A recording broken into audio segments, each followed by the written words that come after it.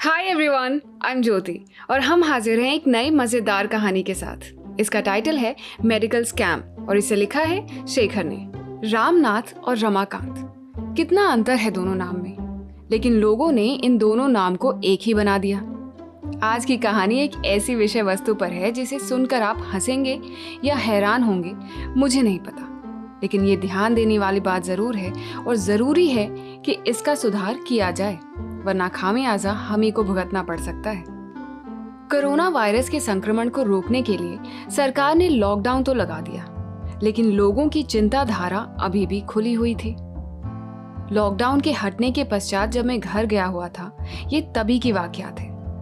मेरी माँ को घुटनों में बहुत तेज दर्द होता है और जैसे तैसे करके पूरा कोरोना काल उन्होंने बिता दिया, क्योंकि एक बीमारी का हल निकालने के लिए दूसरी बीमारी को आमंत्रण देना कोई भी नहीं चाहता। खैर, लॉकडाउन से पहले माँ ने एक बार डॉक्टर रामनाथ दास जी से कंसल्ट किया था। उनकी बताई हुई दवाई खासा असरदार साबित हुए, लेकिन जिस जगह पर उनकी क्लिनिक थी, सिर्फ उसी के बगल वाले मेडिकल स्टोर पर वो दवाई उपलब्ध थे। घर में दवाई खत्म होते ही वापस माँ के घुटनों में दर्द शुरू हो गया और इसी बीच लॉकडाउन लग गया। पूरे 4 महीने बाद जब धीरे धीरे सब खुला तो मैं भी घर आ गया। दवाई लेने रामनाथ दास जी के बगल वाले मेडिकल स्टोर पर हाजिर हो गया। पूरे 2,500 रुपए की दवाई खरीद कर लाया और माँ को पकड़ा दिया। मगर दवाई देखते ही माँ ने कहा कि ये वो दवाई नहीं है जो वो लॉकडाउन से पहले लेती थी। मैं फिर पहुंचा मेडिकल स्टोर पर और बोला, भाई 2,500 की पर्ची काट दिए और दवाई अलग दे दिए, बड़े अजीब आदमी हो यार। दुकानदार ने तुरंत कहा, सर लॉकडाउन में सब बदल गया है, दवाई वही है, बस कंपनी अलग है। अब एक बार कॉम्पोजिशन चेक कर लीजिए, पढ़े लिखे तो आप लगते हैं, खुद समझ जाएंगे। मैंने ज्यादा बहस नहीं की और चुपचाप वहां से वापस आ गया। मुझे लगा सही कह रहे होंगे, वैसे भी कंपनीज बदलती रहती हैं, मगर दवाई तो एक जैसी ही होती है ना। मेडिकल स्टोर वाला बंदा भला झूठ क्यों बोलने लगा। मैंने माँ से यही सब बातें कह दी। माँ ने भी सोचा शायद यही कारण होगा, भला मेडिकल स्टोर वाला क्यों झूठ बोलने लगा। कुछ दिन गुजर गए, दवाओं का असर तो हुआ, मगर जो होना था वो नहीं हुआ। घुटनों के दर्द तो न घटे, उल्टे पैरों में भी दर्द शुरू हो गया। दरअसल जब माँ डॉक्टर रामनाथ दास जी से कंसल्ट करने गई थी, तब पिताजी उनके साथ गए हुए थे। दवाओं का उल्टा असर देख पिताजी को शक हुआ। उन्होंने सोचा एक बार फिर डॉक्टर रामनाथ दास जी से कंसल्ट कर लिया जाए। उन्होंने मुझे अगली रोज टिकट बुक करने के लिए भेज दिया। मैंने टिकट बुक किया और निर्धारित समय पर माँ का प्रिस्क्रिप्शन लेकर चला गया। नौजवान डॉक्टर थे, उन्होंने प्रिस्क्रिप्शन को गौर से देखा और कुछ दवाई मिटाकर कुछ जोड़ दिए। ज्यादा कुछ बात नहीं की, बस इतना कहा कि एक बार इन नए दवाओं को आजमा कर देखो। 2-3 दिन रहकर टेस्ट के रिपोर्ट भिजवाने के लिए भी बोल दिया।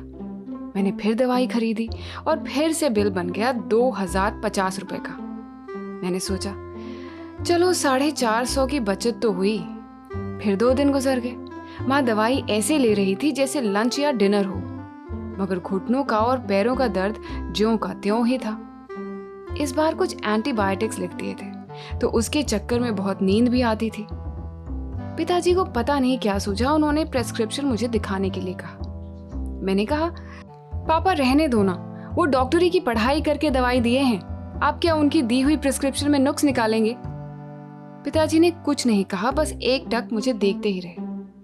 मैंने चुपचाप प्रिस्क्रिप्शन लाकर उन्हें पकड़ा दिया। कुछ देर तक अपनी नजर वाली ऐनक लगाकर देखते रहे, जैसे कोई स्कैम का पर्दाफाश करेंगे। थोड़ी देर बाद मुझे पास बुलाए और प्रिस्क्रिप्शन पर लिखा डॉक्टर का नाम दिखाया। वहां लिखा था रमाकांत दास। मैंने तुरंत अपने बचाव में कहा, पापा आपने मुझे जहां भेजा था ना, मैं वहीं गया था, इतना बेवकूफ थोड़ी हूं मैं। नौजवान डॉक्टर था, ज्यादा बात नहीं किए, बस अपने काम से काम रखते हैं। लग रहे थे वो डॉक्टर। पिताजी ने तुरंत माँ को वो सब दवाई लेना बंद करने के लिए कहा और मेरी ओर देखकर बोले, रामनाथ दास जी 70 साल के बूढ़े आदमी हैं। कल जाकर रामनाथ दास को ढूंढ के निकालना और उन्हें ही प्रिस्क्रिप्शन दिखाना। मैंने कहा ठीक है। अगली रोज फिर से वही क्लिनिक पहुंच गया। वहां देखा ताला लगा हुआ है। मैं बगल वाले मेडिकल स्टोर में पहुंच गया और सीधे सीधे मुद्दे की बात पूछने लगा। मैंने पूछा, यहाँ पर पहले डॉक्टर रामनाथ दास बैठते थे क्या? वो कहाँ गए?